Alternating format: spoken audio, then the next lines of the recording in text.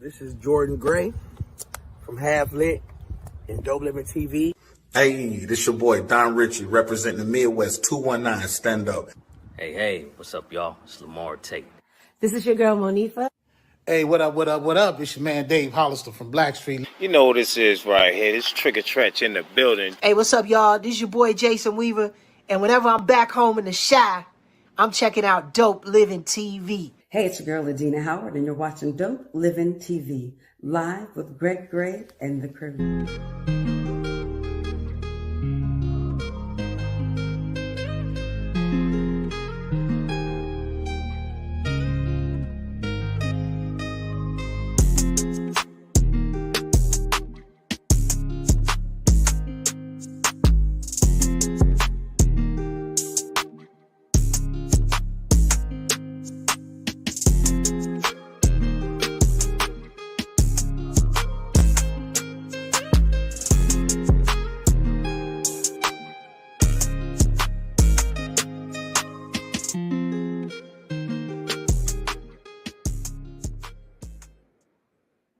What's up? It's your boy Greg Gray.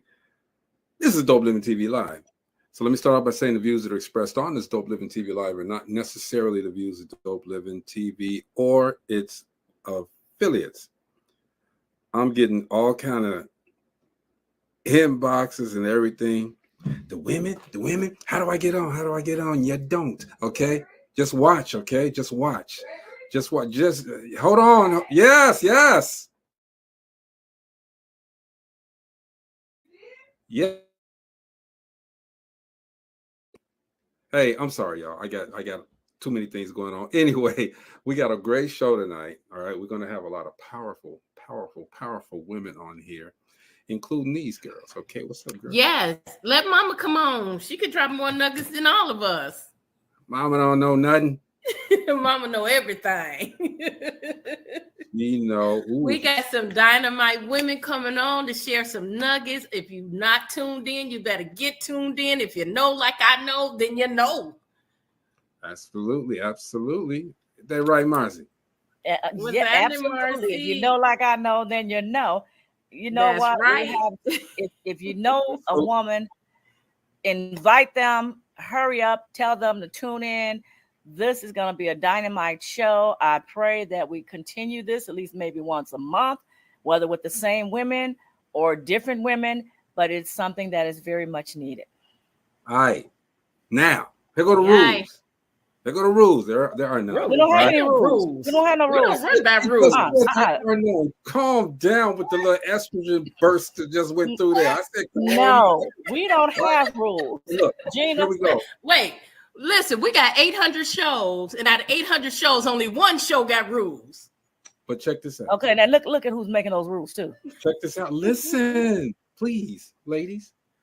Rachel has only a little time. All right, we're not going to do all of this banter this time. Okay, everybody, look. This lady does the she invites everyone to become a CEO of their life. All right, This is Miss Rachel Gary. What's going on, Rachel? Hey there, ladies. Hey, how are you? Marcy, I get to see you this time. How are you today? Rachel, it's going. Those CEO nuggets, girl. You gotta drop those CEO nuggets. Yes. Hey, I try my best. This next guest, she is host of her own streaming network, but she's also part of a team of women, of people. I'm sorry, the Joker and Miss Arkansas. These people, they give such a great. So they wake you up in the morning, all right. And she's Vet Green. What's going on, Vet? All right. Vet. Hello. I get to meet Vet. I didn't get to meet her last time. Oh, nice to meet you as well, Author Gina. So nice to meet you. I'm about to say good morning. I'm so used to saying good morning.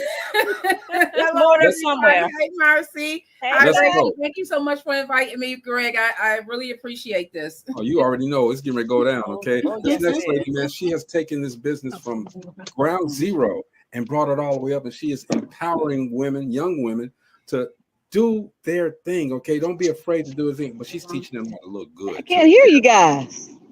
What happened? I don't know what happened. I can't hear you. Obviously, you can hear as if you just said what happened. I know, right? But everybody say hey to Amina. Were you hooked up to your car? Hey, Mina. Hey, you all. Hey, Nina. Hola. Hey, Gina, Marcy, Deb, Rachel, Greg. Look at this already. I'm looking at this panel already. Oh, look, my there's gosh. one more is waiting in the wings. All right. All This right. lady, I can't hear nothing they saying, but why? every time she comes on, you probably still hook up to the car. Every time she comes on, because her husband Mo is a part of the team. Every time she comes on, she just gets down with us. She's a part of the team as well. Okay, yes, but she drops these nuggets on life, relationships, and love. And you know, we can listen to her because she's been in this love game for over 30-something years with the one man. So everybody say what's up to Marianne. Hey, ladies. Hey, Greg. How you doing? Hey. Look at her. She in the queen chair. Yes, I got the chair It tonight. looks good on you, queen. Big Mike said it's a whole lot of powerhouse up there. That's right. Well, look, ladies.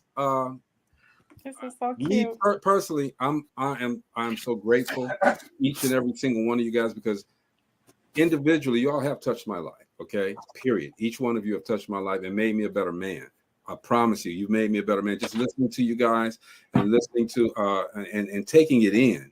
You guys have done your thing, okay? And so I hope that the way that I'm feeling is the way that every man, every woman, every child is feeling when they see you guys, when they listen to what you guys put out there, when they go to your business, when they just vibe with you guys. So I appreciate you all right? Gina, take over. Okay. You know what? I thought it was very fit to start with finances because whatever you're doing, finances is involved. So let's start off talking about finances. I want to start with, is Rachel on?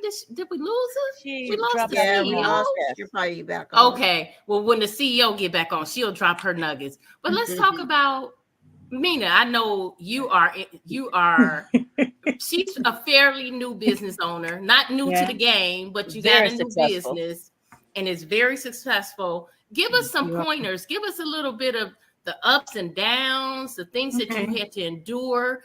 You smiling, so we know it's successful. Tell us a little bit about it. That's not always the case. So it's good that I have a smile on my face because business has its highs and its lows. So anytime you can smile through it, praise the Lord for that one. Okay. So what's up, you all? How is everybody doing? Great. Good. Awesome. Hello, viewers. Good. Well, I am Amina Taylor. I'm the owner of Amina's Beauty College. We are located at 48 West 67th Place. That is in Maryville, right across the street from Maryville High School, and then directly behind Harold's Chicken. We'll be open now, going on 2 years in October. Oh, that's real good. Yes, thank you, Jesus. Yes, it's hard that first year. Man, the doors are still open, and so I'm truly blessed by that, and I thank God for that. So, what was the question that you asked, Regina? Tell us some of the ups and downs that you had to endure opening your own business, being your own boss. Okay, ups and downs. One, finding a location. That was, I'm telling you, I went through so many challenges just trying to find a location, secure a location. And every time that I thought that I had the location, I mean, literally, I would be going to like sign the lease. The doors would not just be shut in my face, it would be slammed in my face.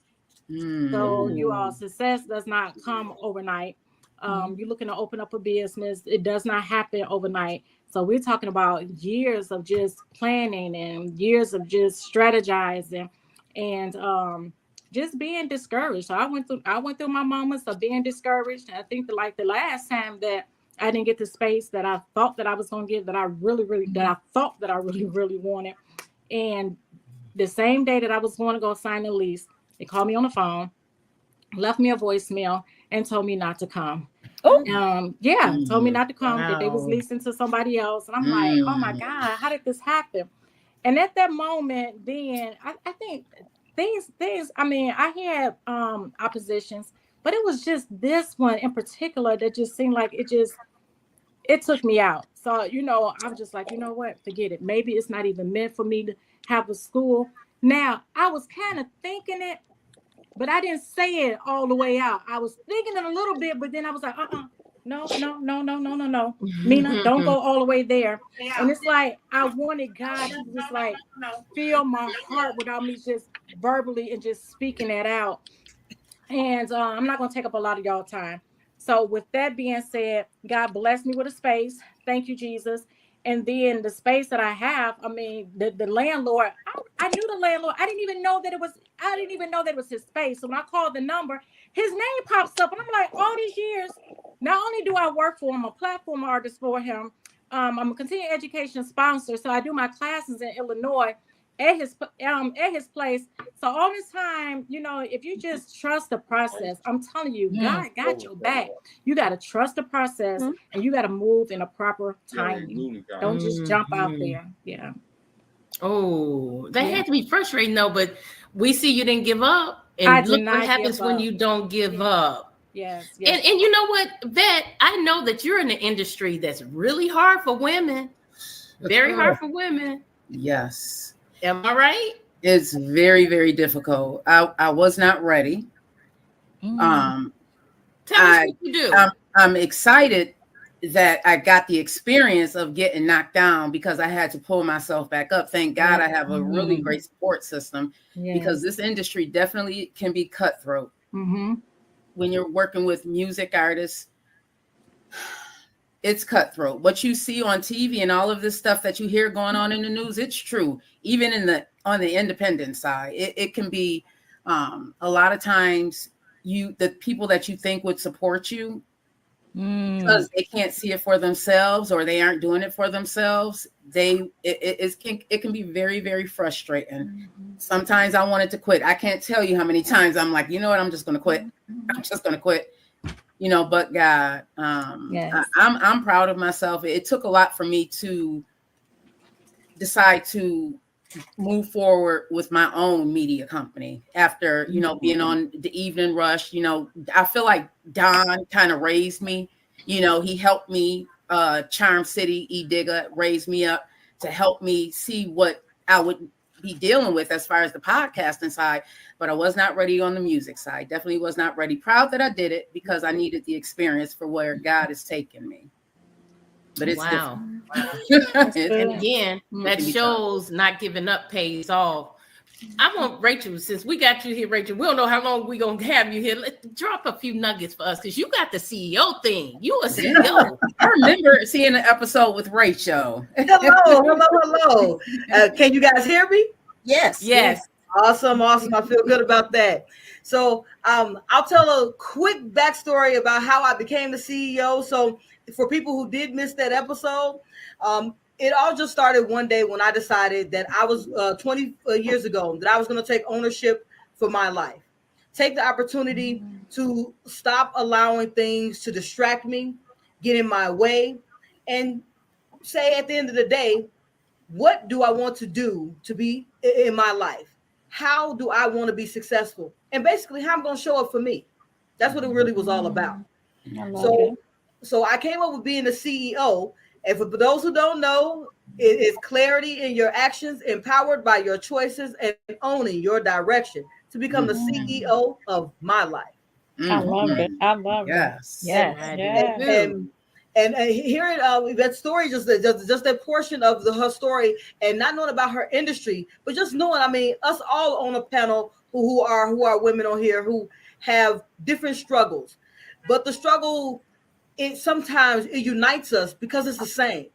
No matter how hard we are working, we hit a roadblock. So for me, I'm going to tell you what I did. I said, skip the roadblock. I'm just going to always authentically do what I have to get done. And stay focused on working on my mindset and how I take those things. So instead of worrying about the misogynistic, nothing personal, Greg. Wow. He invisible, y'all. He invisible. Okay. So I mean, when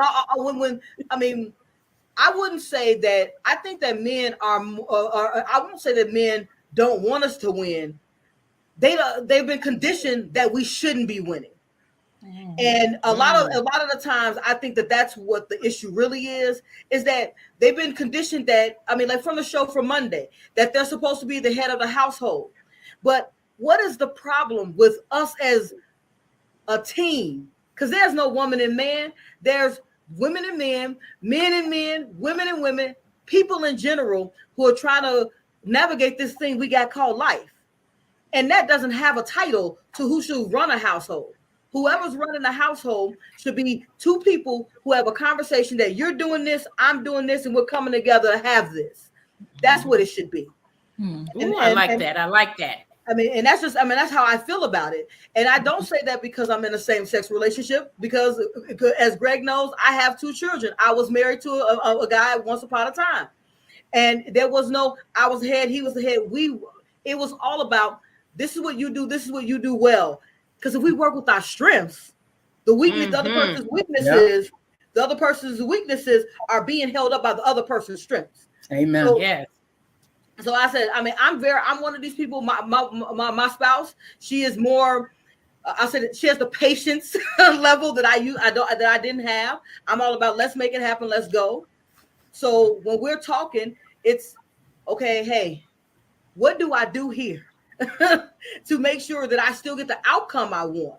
And I mean, I'm a very strong individual, but you have to be open-minded to what the other person brings to the table. And I think that that's where the issue really is with the guys who are feeling out of place when their women make more money. Money does not negate or dictate a relationship.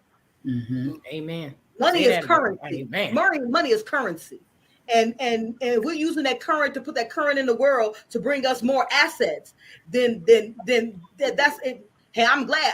If she made more money than me, good. That means more money is being in the current for us to have more assets in our column. So see, that's my drop thought. nuggets all the time. That is why she the CEO of her own life. Nugget after nugget after, and she keep it real. Rachel keeps it real. Yes. Hey, Yes. I try to be authentically me. Yeah. I enjoyed that episode that you were on. I got a lot from you, so thank you. I can say it in person now. I'm glad, because at the end of the day, I just try to just speak to what I know. I mean, I've lived this little life for some time, and not get wrapped up into the mainstream of what is okay, what is the right thing to say, what is the right thing to do. None of us got a handbook, guys. I know there's not one person who got a handbook on how to live life. Come on. And if I got one. It's called the Holy Bible. Now, it's all in red marks in his handbook. The Bible teaches us lessons about how life used to be and how. I mean, I never knock the lessons that we can get from the Bible, but as we learn from the Bible, we have to still walk the path. So we're walking through that path of the information that we're being given, and that's everything in life.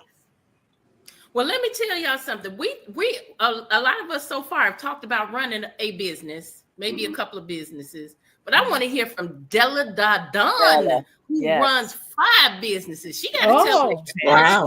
How she doing this thing here? Because we have Bella. difficulty sometimes just running a business. Okay. Can you hear us, Bella? Yeah, can you hear me? Yes. Talk to us, Bella.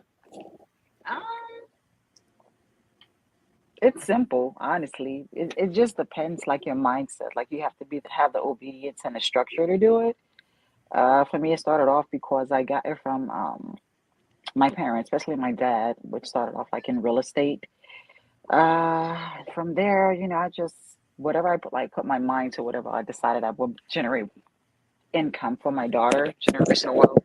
So that's where it started with the etiquette business first, which is located in Blue Island.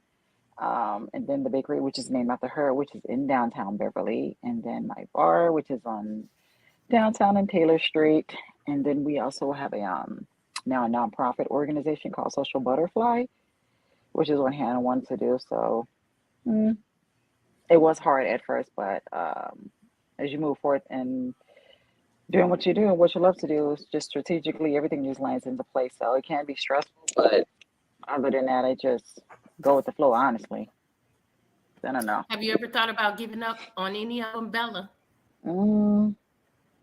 Not really, honestly. I haven't. I mean, it's hard. I mean, I'm not gonna sit here like lying, like say like, oh, it's just like easy money, like it's just generating money, just like coming from the trees or something. But it's very stressful, especially real estate. It's really, really stressful. But as far as like saying like that's it, like I don't want to do nothing anymore. No, honestly, because I love my life. Like I love what I do. I love to make my money, spend my money. I travel a lot and certain things that I like. So no.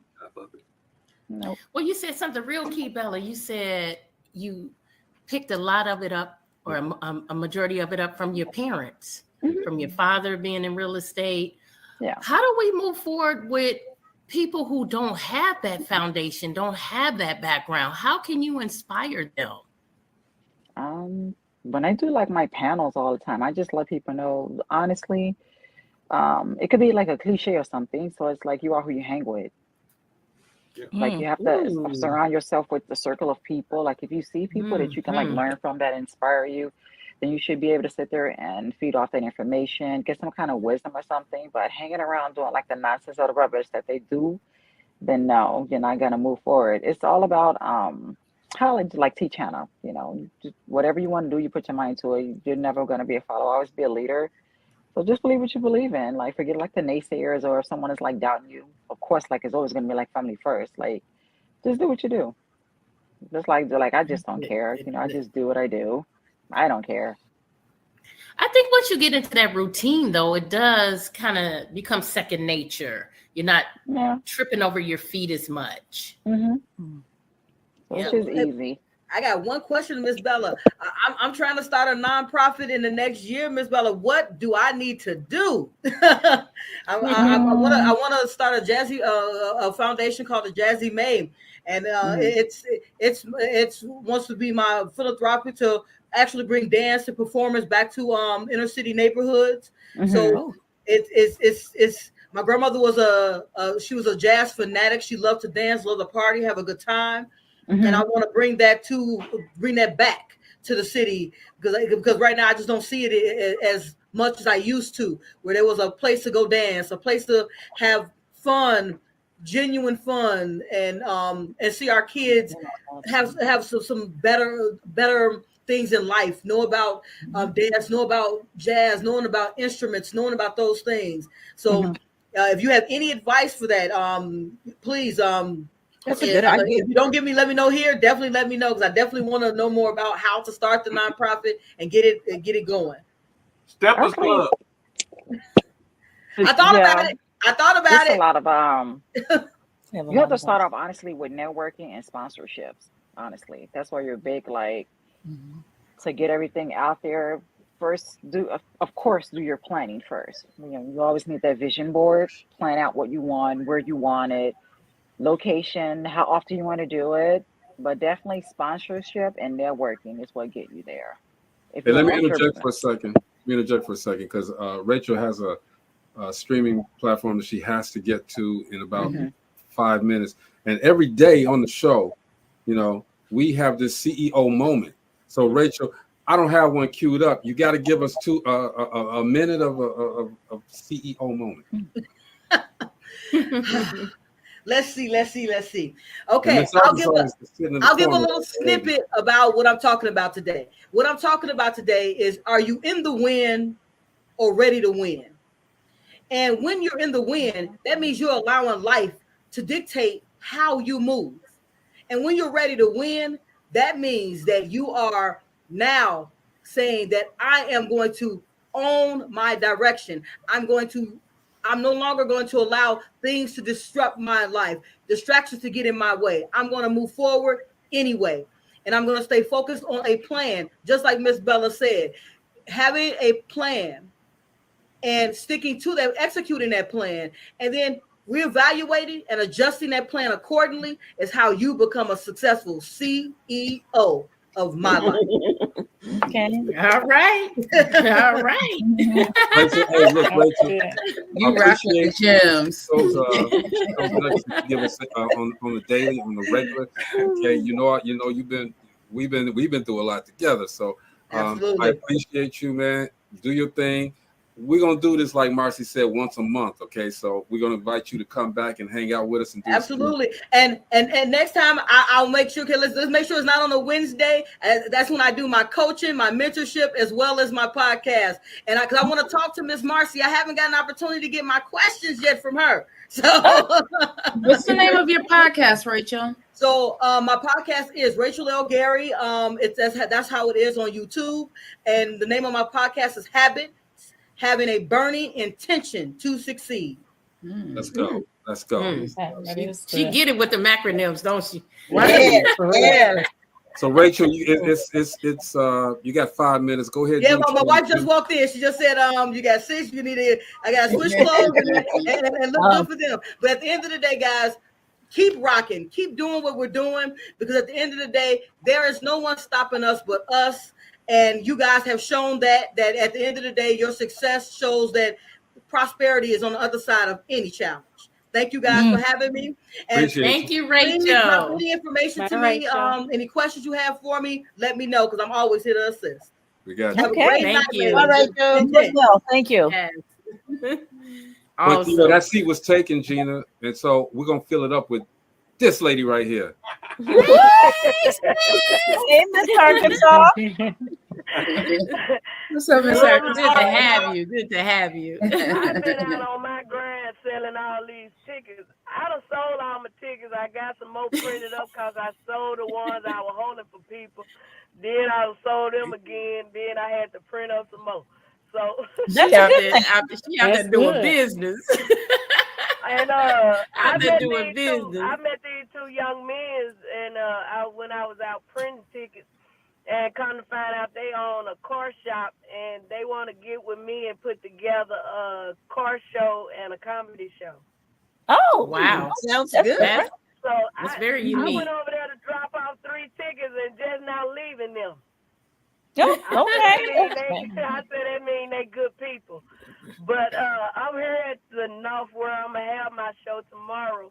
They get ready to have a competition. I was in it twice and they cheated both times, so I just really can't. I ain't gonna be in it tonight. I'm just gonna check it out. And once they're done, I'm gonna let the owner wife know how I want it set up for tomorrow. But I was not gonna click on that link and come in here and say hello to my people. All right. You know we love you. Yes. I love y'all too. That's my girl right there now, the queen, Vet Green. Love you right back, we queen. were talking on our morning show about networking and stuff. And I brought up how that's how I got with them, through Greg. Greg introduced me to them, and then me and Vet talked on Zoom, and it just went from there. And I don't think I could have been on a better podcast other than Dope Living TV. All right. Always welcome. Always welcome. Appreciate that. But you know what? And y'all know I love y'all. I have a show tomorrow night here in Little Rock, Arkansas. God say the same on the 25th through the July the 1st. I'm in Southern California. Wow. July the 4th, I'm in Memphis, Tennessee. July the 25th to the 29th, I'm headlining in St. Louis, Missouri.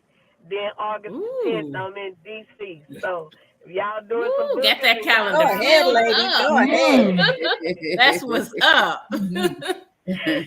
Man. But I love you, Miss Arkansas. I love you, girl. We love you, Miss Arkansas. You know you're always welcome. Yeah, but y'all just have a blessed day. Stay blessed. Keep God first, because all what we do for him is what really going to last. You know what I'm saying? Amen. And, we can try it ourselves, and it's going to keep failing. But as long as we seek him and let him lead us in the right direction, it's going to be the right thing. So that's right. Amen. I love y'all. Y'all know I ain't but a phone call away. And enjoy the rest of the night. And thank y'all. We for love all you your too. love and support. Please know it's needed, very much appreciated, and so are each and every one of you. Thank you, Miss Love you. Arkansas. Bye. All right. Now, peace. you know what? We can't talk about finances without talking about relationships, because whether you got one business or 5 businesses, relationships tie into that. Sometimes you might have a significant other who supports you, sometimes you don't. But I know somebody on this panel right now that has handled both having their businesses, her and her husband, and being in a marriage for over 30 years. What you say to that, Mary Ann? That's a lot. It can be rough sometimes, I'm pretty sure. Yeah, sometimes it gets challenging. Especially when you're first starting a business out, because you're putting all of your money into that business, and you still got to also make sure that home is taken care of. Yes. And I remember most of our businesses came from a need. So we were in our first business together was a towing car business. So it wasn't towing, it was repoing. back there. We was repoing. I was gonna say, repoing cars. So I was at home doing all of the research to find the people, with the cars and stuff, and Maurice would go and actually go to the physical location and then call the tow truck. And this was back in the time when there was no cell phones. All we had was the beepers, and so we'd have to go find a payphone to call the tow truck. And a couple of times, by the time we get back to the location, they done took off. And this where all the research came in at, where okay, if they're not here, then they're going to be there. You have a couple of addresses that you can go check out. And it just started because we were actually trying to buy a second car, and we went to a lot, and we were talking to the guy on the lot, and trying to figure out something so that we can get a second car, because we really didn't have like a down payment or anything for it. And he just happened to have a repo guy come in as we were talking to him, and found out that the guy was going to quit. And he's like, man, I need to find another, somebody to do some repo. So we just kind of fell into that business. Well, it was with a heart, though, y'all. Yeah. Hey, Mo, this ain't for you. I got to put this part in. I wouldn't He just can't help himself. I'm sitting down right here so they can see you. I wouldn't just go. Repo cars. I told them you had to give me a 30-day lease to take the people. So when I went to go pick up their cars, they had a chance to get their car back. So that's the only way I would repo, if they had a chance to get it back, reasonably. That was good. So 99.9% of the repos that I did wasn't with a repo truck. It was me taking it with starting it up and driving it off. Yeah, so we would both go, and then we went into the pawn shop business. We became employees, and they liked what we did, and so they said, well, we want to open up some pawn shops in Indiana. So we moved from Texas to Indiana. Interesting. We had everything that we owned on the back of a truck, our kids in tow, and we thought we had a place to land when we got there. The company had said, hey, okay, so we got you an apartment and everything. We get there only to find out that they had already rented our apartment, and there wasn't supposed to be another unit ready for like 2 weeks. And so we were sitting there in front of the apartments, and we had to try to figure out what we were going to do, because at this point we were homeless,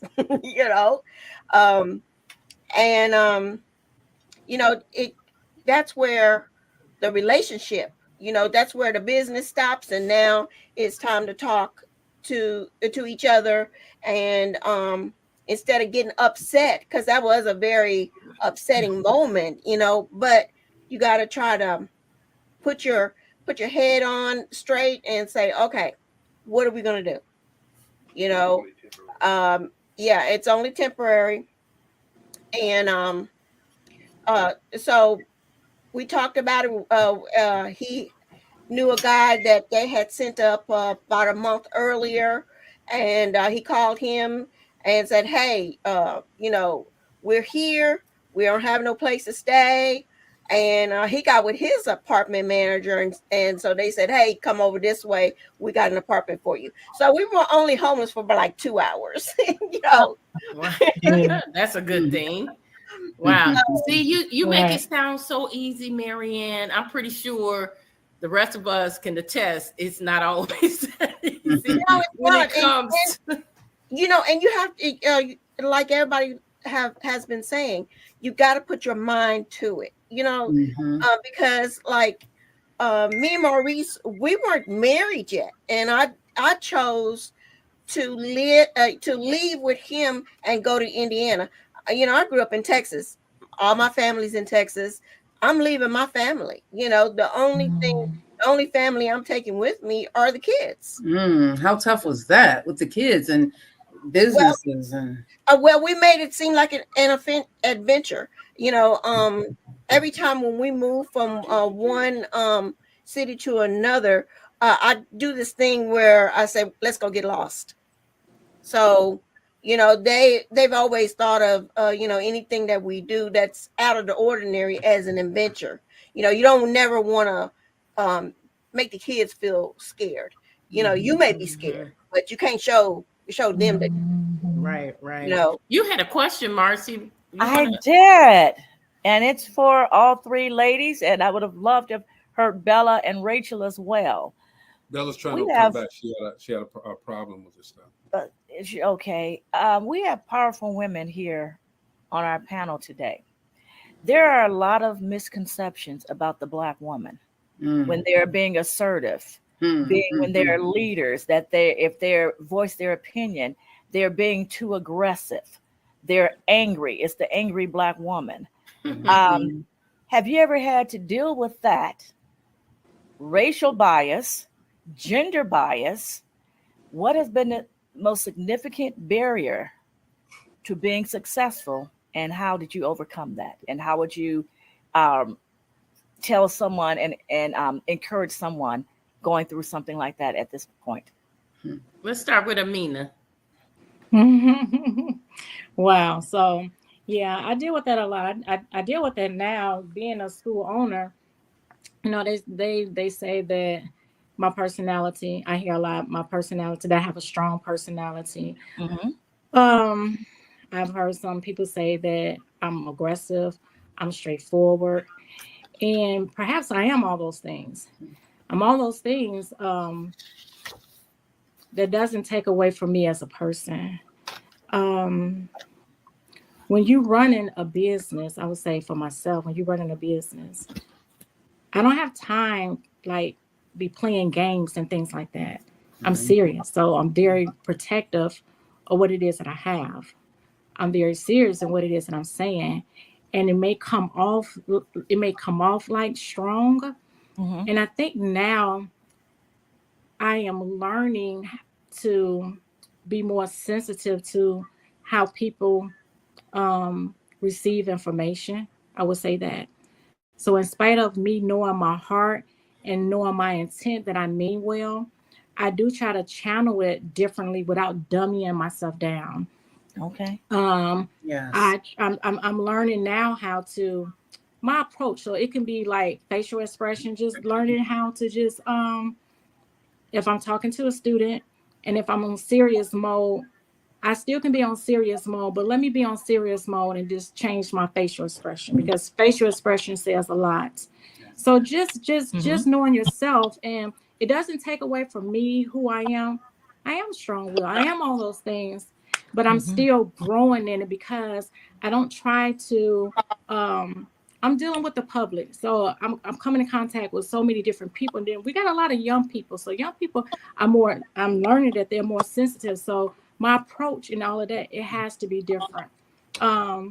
Just being a Black woman, sometimes just having a diverse school.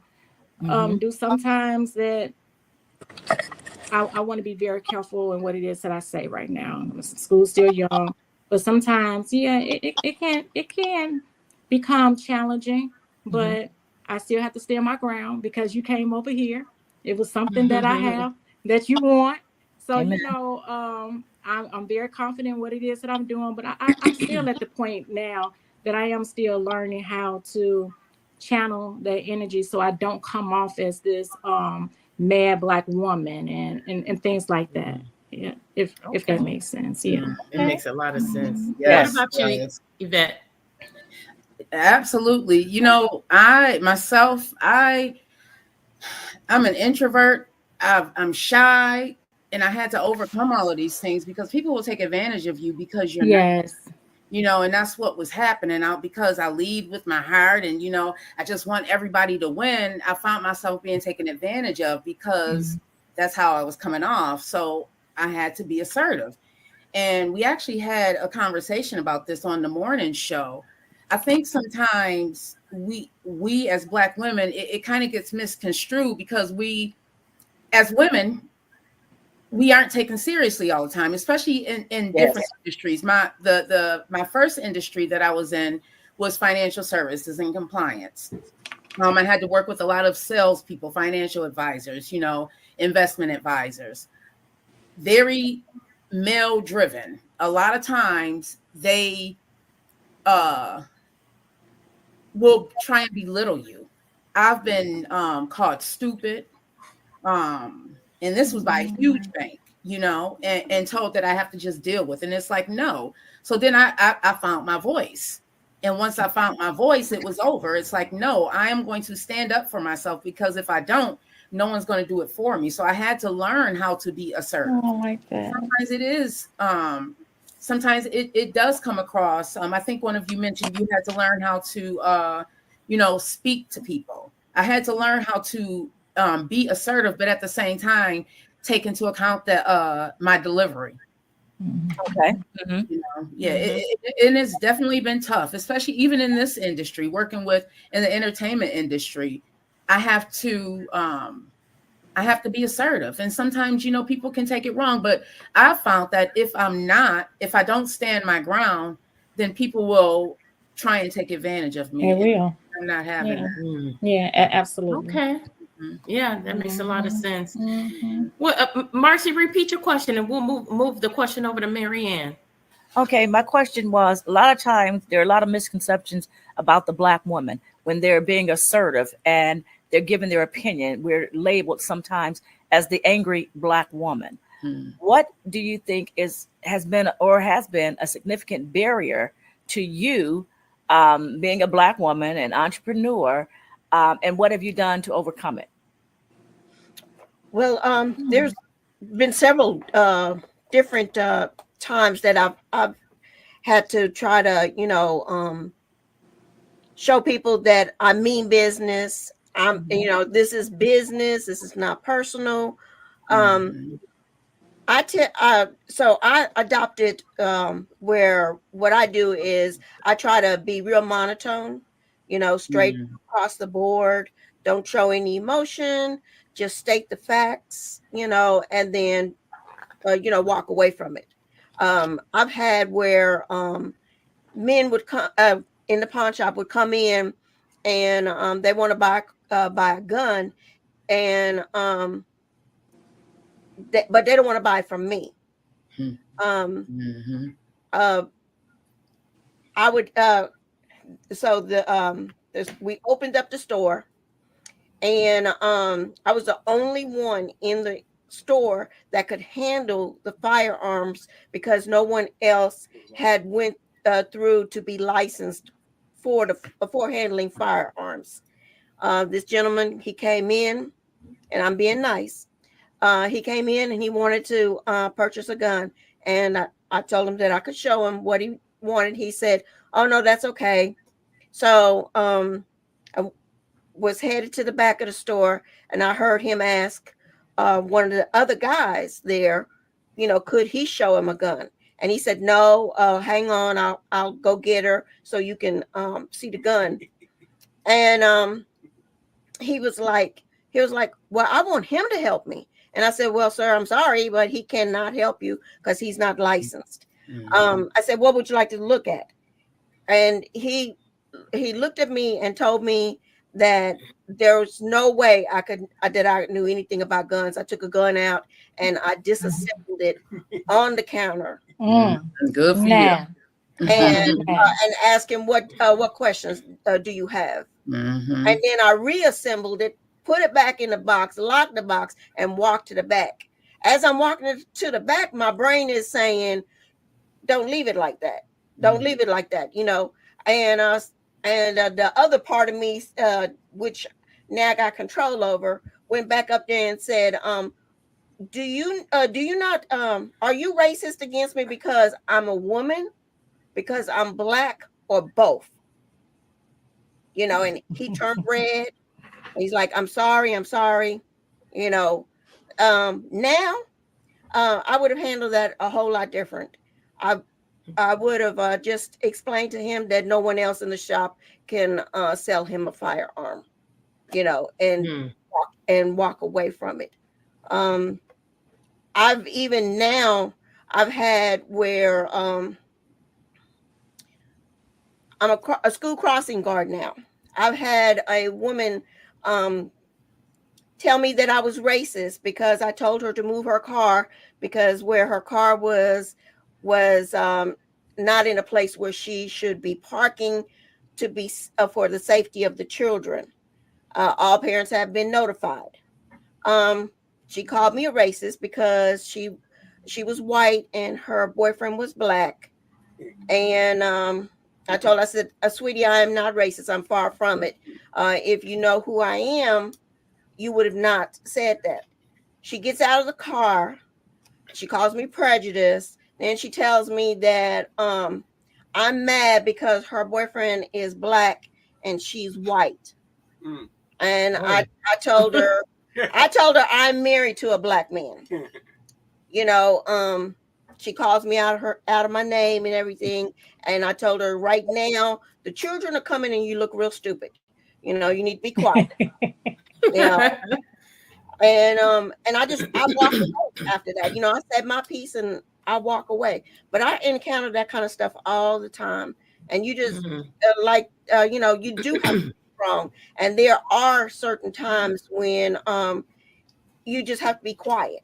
You know, it's not, you're not weak if you're just quiet and just walk away. That's actually, you're more stronger when you do that than speak your piece.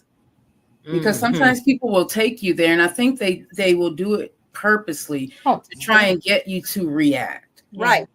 Get you out of your character, you know, and then later on they talk about you, you know, that, oh, she's not this, she's not that, you know, she's an angry black woman, you know. No, we're just trying to protect ourselves. You know, if we don't protect ourselves, then, you know, nobody else is going to.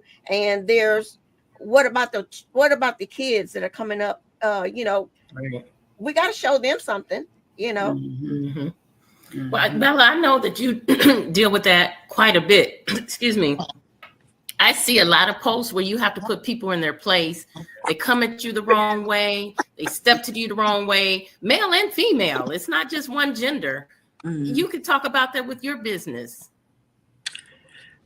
Honestly, I get it a lot when it comes with the landscaping, or if I am showing the tenant a unit that they want to rent with one of the properties, I do get it a lot. For one, it starts with the women. I don't know, envy, whatever you want to call it. I really don't care, honestly. But with the men, when it comes to the landscaping, I guess they think if they talk kind of like modest to me or something, or if they try to like flirt or something, that'll like win me over, or they talk to me as if I don't know what I'm talking about or something. So when I just have to like put it out there, like, look, this is business. This is my land. You're going to mow this, you're going to mow that, or you're not going to get paid. It is what it is. So when I come to them direct like that, and if they still want to be persistent about it, then that's when I get either my husband involved or one of my brothers. And I just like leave it at that. Like, I don't do the back and forth or anything because it's just nonsense. It's not even worth it. It's not worth my time and energy. I feel you on that. Absolutely. Either you're going to do the job or you're not going to do the job. That's the only two choices that are there. I think for me, it's just too much. I mean, you guys know how I am. I'm just straightforward. I'm blunt. I'm always respectful. I just say what it is. It is. I'm not going to go back and forth. I'm not going to argue with you. Mm-hmm. If you want to do that, I'm just so even. But you know what? I can honestly say that I come from corporate America. And so coming from corporate America, as you get higher and higher up, you're dealing with more Caucasians than African Americans or any other races. Most of the time, you're dealing with a lot of Caucasians when you're going up that ladder. Yeah. And so I had to deal with them because I was in management. And I found that it was a struggle even to get similar pay to a man that was doing the same job that I was doing, or even the same respect. And most of the time, Caucasian men did not know how to approach me. They didn't know how to communicate with me. And I don't know, I wouldn't say it was a fear. I think it was more so they just didn't know how. It was fear. I think there was but they don't, because a lot of them never had to deal with Black women, and so now they're in a position where they have to deal with Black women that's in a management position. So how do I deal with this person? And they just didn't know how. So corporate America is very, very different. Very different. It's a different beast. And I found the higher up you go, the less you see people that look like us, and they're surprised that you're in the role that you're in. Yes. And it can be difficult, especially when you're working with Caucasian men. I've found that just even conversations, they don't expect you to have the knowledge base that you do. Yeah. You know, or they group you all together. And I'm not saying everybody, but that's just been my experience. Yeah, they want you to speak as if you're like uneducated or anything. So they become Yes. very intrusive. I can give you a good example. I remember a meeting that I was having with, it was my boss, who was a Caucasian man, and another director who was on the same level as me, but she was also Caucasian. And so I walk into the meeting, it had already started. I walk into the meeting and they're discussing this word. And they said, my boss said to me, Gina, what is this word? Can you pronounce this? And I looked at it and I said, reciprocity. And he looked at her and he looked at me and said, wow, you know that word? Oh, and I'm really? like, dude, I got a bachelor's degree. What are you talking about? You know, it was kind of condescending. Yes, as if to say, how can she know it and we don't? Exactly. So let me ask you a question. Let me ask you all a question. You guys are doing so well too, okay? So well that if you guys have the time, we're taking this a little bit over the hour limit, all right? But I really want you guys to get into your journeys and your stories. But what personal sacrifices have you made on your climb to the top of whatever position that you're? What personal sacrifices have you made during your career? Marcy, let me ask you. I was just going to answer that. For me, it's been time, which is a very big commodity. A lot of people think it's money, but it's actually time. When my son was younger, I had to spend some time away from him. As a matter of fact, for 2 months, I actually had to send him back home here to Indiana because I was out there and with a career, and I couldn't be there for those 2 months like I wanted to as the true mom. So one of my biggest sacrifices has been was time for the 2 month span and spending with my son. There you go. Yeah. That's a huge sacrifice. And to send him from Virginia to Indiana, I cried every day. Yeah. What about you, Bella? It's the same thing for me with Hannah. Thank God I only have one kid. It's going just, how can I put it?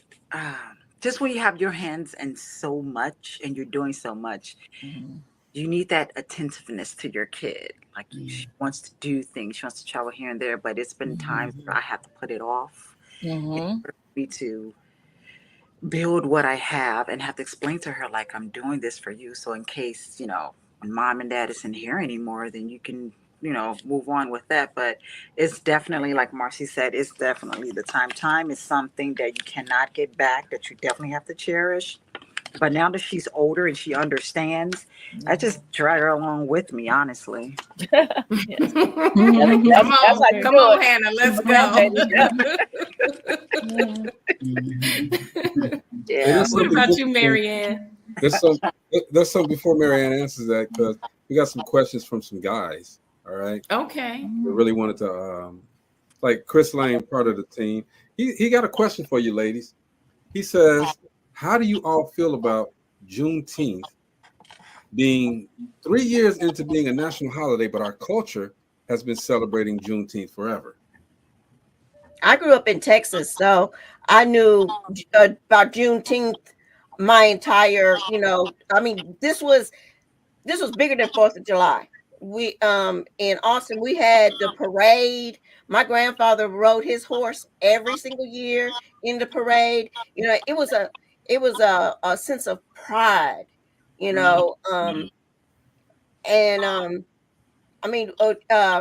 have concerts, picnics, everything in Texas. It was all surrounding Juneteenth. That was the Black for New Year's, the Black 4th of July. It was everything. Okay. So I gotta plead ignorance because I never heard of it. Go ahead, Bella. Wow. What'd you say? even now? I mean, just recently? Yeah, just recently. Like I literally never heard of it. Oh wow. I grew up in Buffalo. Well, I grew up outside of Buffalo, and Buffalo is one of the cities. We've always had Juneteenth. It's a huge celebration, parades, and all of that. I am glad that it's a federal holiday. I'll say something really quick. I didn't realize that all of the government buildings were closed down today, because I just found out today. Yes. That surprised me. Me too today. Right. Taking care of business. And I'm like, wow, okay, it's about time. Today's my daughter's birthday. Happy birthday too, baby. She's happy birthday. I used to always tell her, you're so special because you were born on the actual Juneteenth day, which is Yep. Our oldest son is today's his birthday as well. And he was actually Father's Day baby. I'm like Bella. I was good and grown. I want to say over 25 when a friend's mom, she said, "Oh, happy Juneteenth." I said, "What?" And I said, "What are you talking about?" And she said, "Today is Juneteenth." I'm like, "Okay, and can you elaborate on that?" I had no clue what that was. Like you, that I have a friend that works for the government, and she called me. I'm like, "Why are you calling me? You're supposed to be at work." "Girl, I'm off." I'm like, "You okay? You sick? What's going?" She said, "Girl, we got it off." I said, "For what?" She said, "Juneteenth." She said, "It's a holiday." I was like, "Oh, it's for real a holiday, like not just amongst our She said for real. Well, I mean, like not just within our community, where the federal government, the government buildings have shut down. I'm learning more about it as I get a little bit older. Too. I just want to get more into it. But growing up, I had never heard of it. And like I said, I did hear of it, but to me it was like Columbus Day. It was just like Columbus Day. I heard of it. I didn't really know the full depth of it though. But it really, what the last 3 years has done is, to me, is showing that how much we still have to fight for the things that are rightfully ours. And that's how I feel about it. Just in the last 3 years, becoming a national holiday, and the government office is being shut down and people getting days off. And I really feel like, I don't know, to me this year it kind of got watered down. I didn't see much of what I saw 3 years ago. It was like, and I think it's different in each city or each state, because like you guys say, some places make it a big deal. Some places, okay, we're just trying to go along with the crowd. So I don't know. I just feel like that it just shows us, like, even in 2020, 2021, 2022, 2023, and 20, we still have to fight for the things that are rightfully ours. Well, you know, here they partying down. I mean, tonight is a big party going on over on Jefferson by TSU. So and I really, to tell the truth, I really didn't get into it till I went into Texas. That was in like 81. Well, here they didn't start really until about 3 years ago celebrating Juneteenth. But in Texas, I remember the first year I was in Texas in 81, they was talking about Juneteenth. I said, June what? And then they explained how they pronounced it, Juneteenth, 19th. I was like, oh, okay. And then they said, we're going to go down to the park. And I went down to the park and it was lit up. But in Texas, it wasn't just the one day. I mean, it kind of started June the 1st, where all the HBCUs would do little classes for the kids, you know, and when I was little, they would give you African names, and you know, we do like learn African dances and languages and stuff, and then it would be, you know, the foods, and you would kind of learn about, you know, the history of slavery too. And that wasn't a part of the, you know, regular school district. This was, you know, the true history. People. The true history. Right. This Not was what they wanted us people to in know. the churches and the colleges, you know, teaching this stuff, you know. And Juneteenth just happened to be where it's like, okay, the whole city's just gonna party down. Yep. It turned into like a mini New Orleans downtown Austin. New Orleans. It We just want to party. Hey, well, let me interject again, okay? Because I really want to get to these questions for women. All right, let's keep it. So, and I'm looking at a lot of strong women, and I love it. I'm telling you, it builds me up. Okay, but in your individually, in your estimation, what makes you a strong woman? Amina. What makes me a strong woman is is determination. Just determination. Yeah, I'll go after what it is that I want. If I get knocked down, I get right back up. I don't stay there. There you go. I'm starting to realize my strength. I didn't always know that I had that strength. But as time go on and I see how, you know, people can tell you all day long, oh, you're a strong person, you this, you that. And it's times when things are beginning to be challenging to you and you have to go within yourself. And then you start saying to yourself like, oh, I am strong. Yeah. Dang, I did get back up. Dang, I did get this school open. Dang, I did do this. Like, wow. You shock yourself. You shock yourself. And then once you start doing that, that's when you just begin to start. I love what you had said earlier that, and I wrote it down. You said that now you're starting to be proud of yourself. And that's where I'm at right now. Self-acceptance. I'm proud of me. Yeah. I'm proud of what it is. We're proud of you too. Good. Yes. Thank you all. Thank you. The good, the bad, the ugly. I just had State Board to come to my school yesterday. State Board, I mean, they picked it apart. When they got done with me, I was, oh. I just knew everything was okay because I knew they was coming. I'm like, well, come on. When they got done with me yesterday, I mean, it was 3 of them that was investigating me. It was so until one of the investigators told the other 2, like, you all just go on. Like, she done had enough. Like, she done had enough.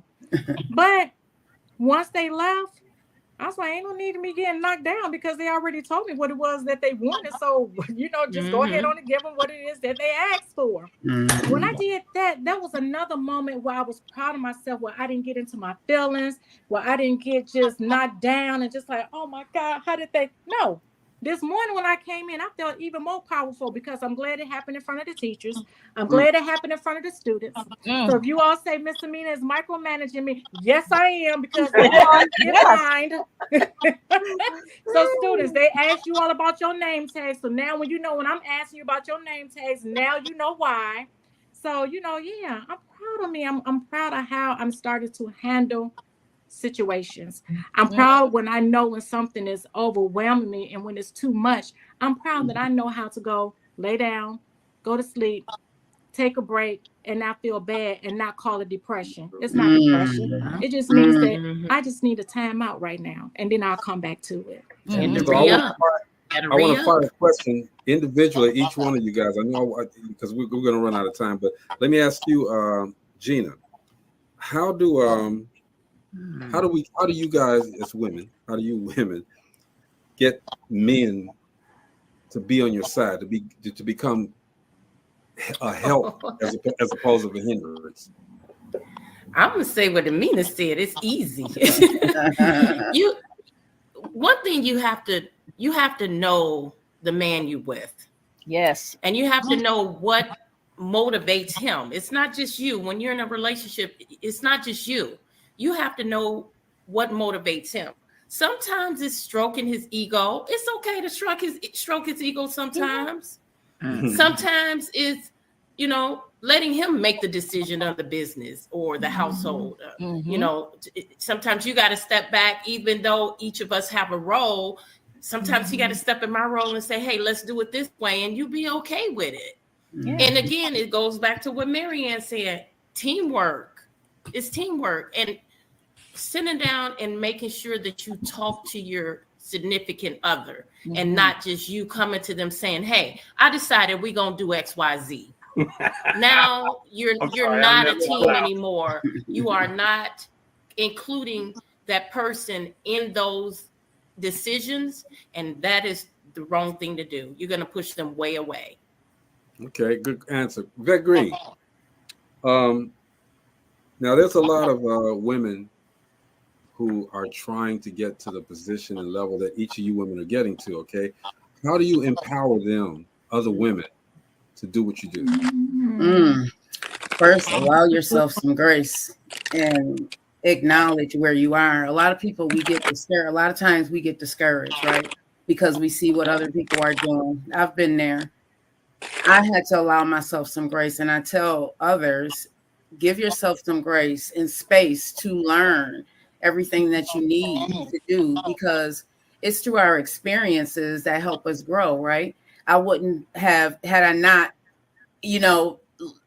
gone through what I had gone through last year with the production company, which I felt it knocked me down. I wouldn't have the ability to get back up and say, you know what, I'm tired of doing this for other people. Let me do this for myself. So just one, allow yourself some grace. Give yourself space to learn what it is that you need in that industry that you want to get into, and know that it's not going to happen overnight. It's not going to happen overnight. I am learning every single day, and I acknowledge that I don't have all the answers, but I have the time, because it's time to find the answers and to I think it's a mindset. It really is.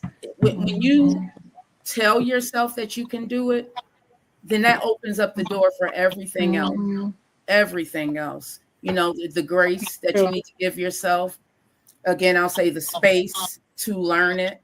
And also set boundaries, because you're going to find that people are going to think that you're crazy for chasing after something that they have no idea what it is. This entertainment and podcasting, it can be very, very tough. Thank God I have, my guy, Big Mike, he's very, very supportive, and it helps. It helps to have somebody that can understand. Get in a group. And I think Bella said that earlier. You want to get in a group or around people who can understand and overstand the things that you are trying to build in your life, because you're going to find that it may be, the person that you thought was your best friend or your significant other. They may not understand what it is that what your dream is. You want to find your tribe. Find your tribe and know that again, it's not going to happen overnight. So my biggest thing is allow yourself some grace, the space and find your tribe. It's going to come to you. Trust and believe it's going to come to you. That's beautiful. I I like love that. that. I like Bella, that. I got a question for you. How do you know you got 5, 6, 7, 8, 9, 10, 11, 12, 13 dozen businesses, right? That's that Jamaican in her. How do you you done messed up now, bro. You done messed up now. She is not Jamaican. Dominican. I apologize, Bella. Bella, but doing so, and I know all these women do that, okay? Because I'm asking questions I need to know because I'm getting this. I'm very inspired. But how do you unplug from work? All of this stuff that you do, how do you unplug? How do I unplug? Yeah. Or do you? Let it go. That's what I was thinking. Do you unplug? Unplug. I think that's who you are. Yeah. Hmm. Honestly, I am who I am. I don't like put on a facade or anything. I'm never ostentatious about nothing. What you see is like what you get, like literally. Just tunnel vision. It's tunnel vision for me. Humbleness. I was taught that from my parents. Just straightforward character, integrity, all of that. I just walk with that. I just keep that straight vision. Keep the blinders on, because I'm very observant. I pay attention and I listen to people and I just watch them. So that's how I know, like, I go off energy. That's why I stay to myself. Like, I don't go out. I don't drink. I don't do any of that. So if I do go out or anything, it will be during the daytime, okay? Because I'm in bed by 9. It's 8:10 now. Yeah, I'm in bed by 9. For me, I really do. I'll have my laptop or I have my Kindle or something. I'm probably like writing down something, doing like payroll or something, doing my books. And I'm just probably at a hookah lounge smoking some hookah. That's it. During the day. I think what you're saying, Bella, is we don't unplug, especially as business owners. We're always thinking of ways to better and to grow. It's always there. I don't care if you're on vacation. You can see something that's happening and say, you know what, I could utilize that, or I could do that, or I can incorporate that. So I'm thinking, it sounds like you're saying how I'm feeling. We never unplug. Yeah, because inspiration comes from all over the place. I sleep with notebooks because I wake up, my brain is popping like popcorn. I'll get up. I'm like, oh, and I just have learned to have journals and notebooks with me so that I can do my ideas, so that I don't forget. And when I wake up, I'm like, oh, wait a minute, what is this? Where'd that come from? And I know it's my handwriting. So Marcy, what energizes you about work, about what you do?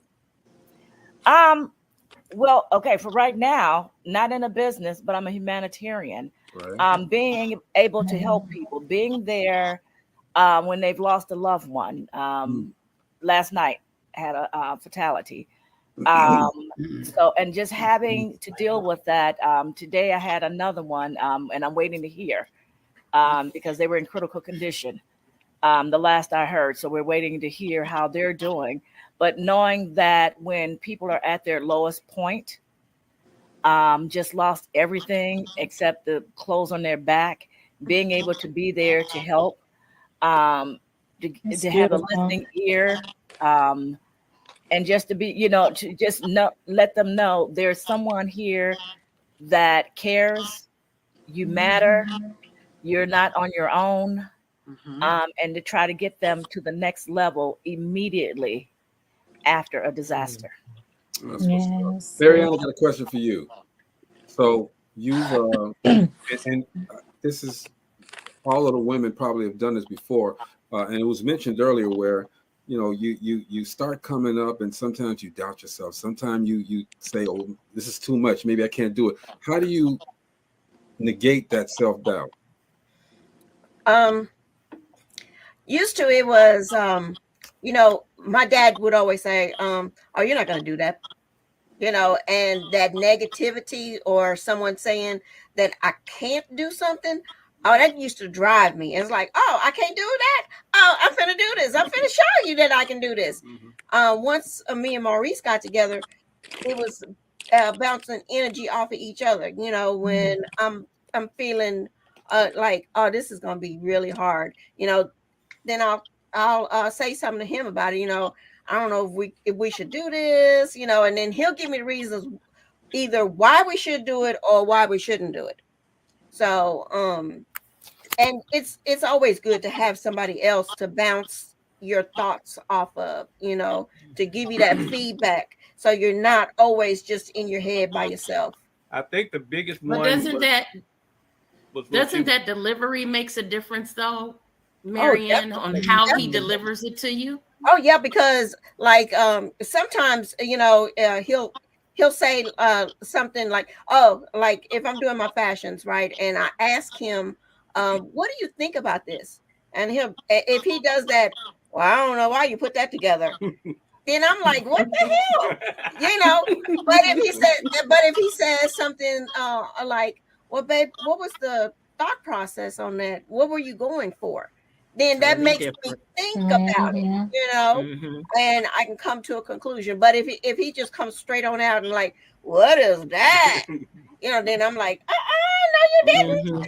Not what you say, not what you say, it's how you say it. Exactly. That turns the conversation, and depending on how that comes out, it'll turn the conversation one way or the other. You are so and right. it wasn't too many times where I went, well, what the hell was that? It's more like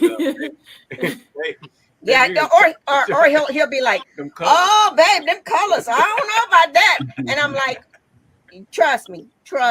She called me Mr. Mono Man on colors, because I go with some grays and blacks and white in a heartbeat, you know.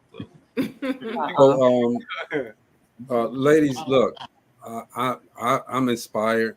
I'm really overwhelmed at the wealth of just knowledge that you ladies have, and the power that you guys exude in everything that you're doing right now. I'm proud of each and every one of you guys. Before we get out of here, I want to give each one of you an opportunity to just tell everyone, you know, something good. Just give an example, or just whatever you want to say of Drop a nugget.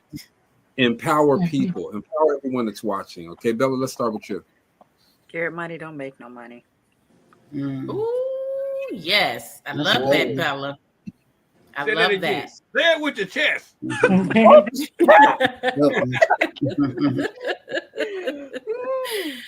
it's so true. It's so I've true. known her for a while, and when we first sat down, wasn't that one of the first things that you told me, Bella?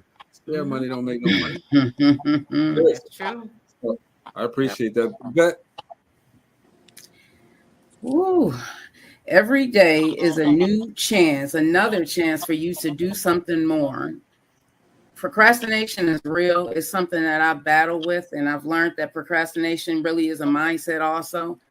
If you have another day, do something more. Just it will all come together the more you do. I found that the details, I got caught up in the details a lot, which caused me to pause and sometimes stop. And it's like, nope, you can't do that. Don't worry about the details. Just continue to do more for yourself every single day, even scared. Like Bella said, scared money don't make money, and your dream will never come true if you're just sitting on the couch and not doing anything. So tomorrow, if you are watching this and you have a tomorrow, God willing, you have a tomorrow. What you didn't do today, you need to make sure you do tomorrow, because it's going to happen. Make it happen.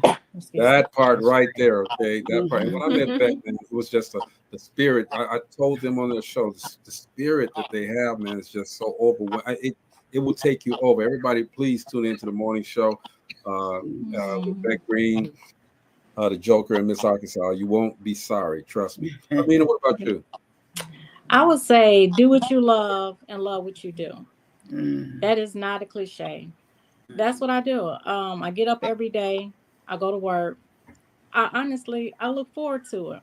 I love going when nobody is there, when I'm walking the floors and I'm looking like, man, this is another day, an opportunity to change some lives. So if it's something that you want to do, like Vet said, do it afraid. Don't worry about being scared. Just do it. I've never had a school before. So trust me, I was scared, but I still did it. Study your craft. You know, people always say about their brand. First, you be the brand, and then everything else will fall into place. That's right. brand will speak for itself once you have it out there and allow it to speak. You got to teach it, all right? And when I first met Amina got this. It's just like she plays so much, all right? But you wouldn't understand the things that she's gone through to get to where she's at because she doesn't show it. She doesn't wear it. You know what I mean? Thank you. So, Amina, appreciate it. Marianne, what you got? Remember, it's not what you say, but how you say it. So, you can, I always, I'll give you this. My youngest son, he came to me one day and he said, why do you say, could you please go in the kitchen and do the dishes? When I got to do the dishes anyway, why don't you just say, go in there and do the dishes? I said, well, what's that sound like to you? I said, if I say, go in there and do the dishes, I said, you're going to have some type of attitude when you go in there to do the dishes and they're not going to be done right. But if I say, could you please go in there and do the dishes before you go and do whatever, you're going to be like, oh, let me go ahead and do this.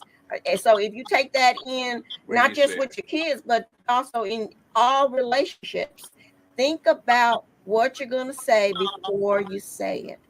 Okay. That's it. Marcella, what you got?